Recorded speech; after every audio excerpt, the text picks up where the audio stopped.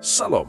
Kali ini kita akan merenungkan firman Tuhan dari kitab Daniel 1 ayat 3 sampai 20. Dan yang menjadi ayat kunci kita kali ini ada pada ayat ke-8, yaitu tetapi Daniel berketetapan untuk tidak menajiskan dirinya dengan santapan raja dan dengan anggur yang biasa diminum raja. Karena itu dimintainyalah kepada pemimpin pegawai istana supaya ia tak usah menajiskan dirinya.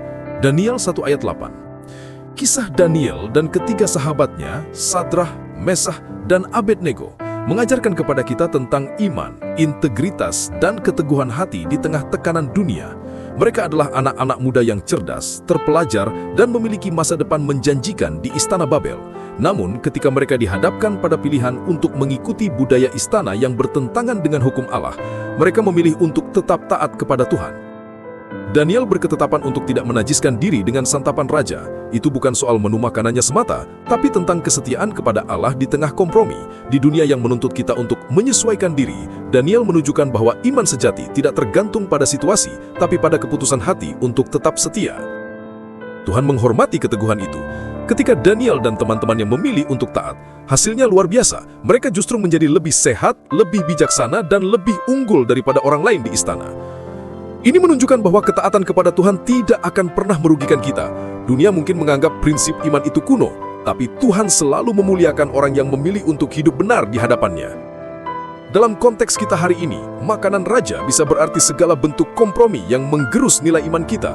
Entah itu tekanan untuk berbohong demi keuntungan, ikut arus dosa karena takut ditolak, atau mengorbankan integritas demi posisi dan pengakuan. Seperti Daniel, kita juga dipanggil untuk berkata tidak. Tidak kepada dosa, tidak kepada kompromi, dan tidak kepada hal-hal yang menajiskan hati kita di hadapan Tuhan.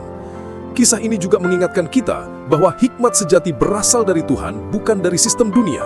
Di akhir pasal dikatakan bahwa dalam setiap hal yang memerlukan kebijaksanaan dan pengertian, Raja mendapati Daniel dan ketiga temannya 10 kali lebih cerdas daripada semua orang bijak di kerajaannya. Ayat 20. Artinya, ketika kita hidup dalam kesetiaan, Tuhan memberi kita keunggulan yang tidak bisa dijelaskan secara manusiawi.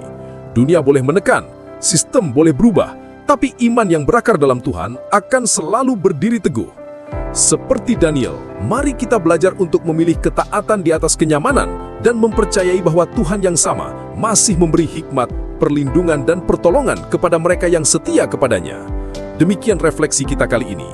Tuhan Yesus Kristus memberkati kita semua. Soli Deo Gloria. Amin.